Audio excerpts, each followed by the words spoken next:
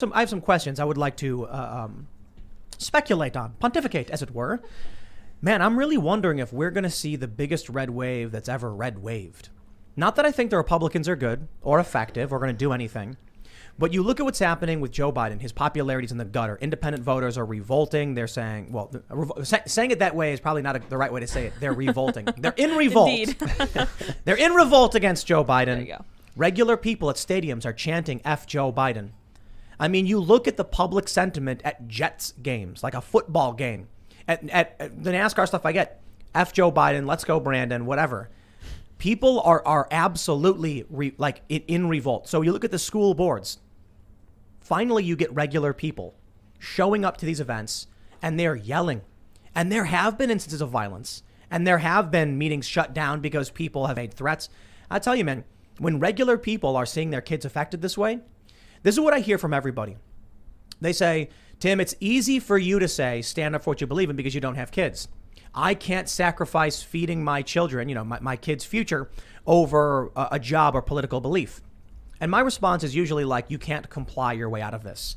If you're worried about feeding your kids when you give in to the state during a time of food shortages, when they've shuttered the economy and destroyed hundreds of thousands of small businesses, you think doing this will result in your kids having more food? Wow, I'm impressed. I think it's actually the acceleration towards your kids not eating.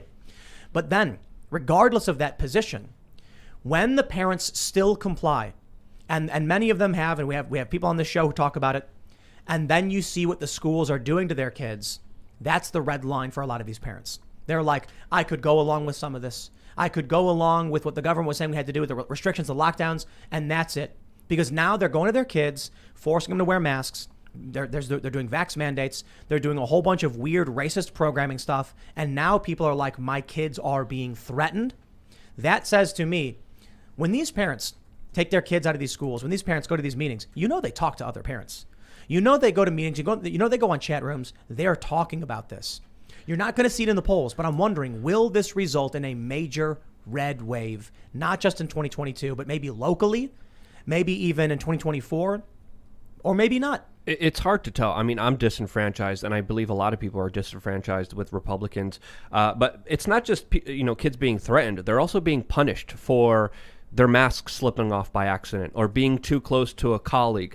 And a lot of parents really got firsthand point of view of what's happening in these schools because of the lockdowns. And everything was digital, and their parents were watching their children, and they were listening to their teachers talk to their kindergartners about sexual adult topics that they shouldn't be talking about issues about hating someone because of the way that they were born, talking about other ridiculous issues that have nothing to do with actual useful skills. I posted a meme today, and it was about things that you should teach your children that the local public school doesn't. And I'm just going to read this off really quickly because I find this very important, and this might motivate some people to do some homeschooling, which is absolutely critically important if we want a free and independent nation, not just bootlicking slaves that will repeat and regurgitate everything that they're taught to in these indoctrination centers. But first off, safety, self-defense, how to grow your own food, basic survival skills, how to start your own business, how to be an entrepreneur, mental health awareness, how to read a map, navigate without communications, how to avoid debt, budgeting, basic first aid, self-regulation, meditation, bodily autonomy. All of those things are never taught to school children, and they are essentially key important skills to have to be able to be an adult.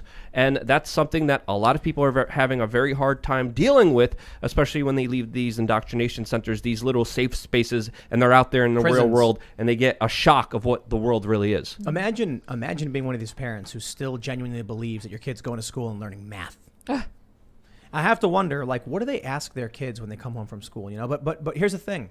A lot of these parents, they'll watch MSNBC, they'll see the Russiagate lies, they'll see all the fake social justice stuff, and they'll see Joy Reid be like, there's no critical race theory in schools. And the parent will go, there is no critical race theory in schools. And then Joy Reid comes on and says, there is no war in Ba Sing Se. And the parents chime right back, there is no war in Ba Sing Se.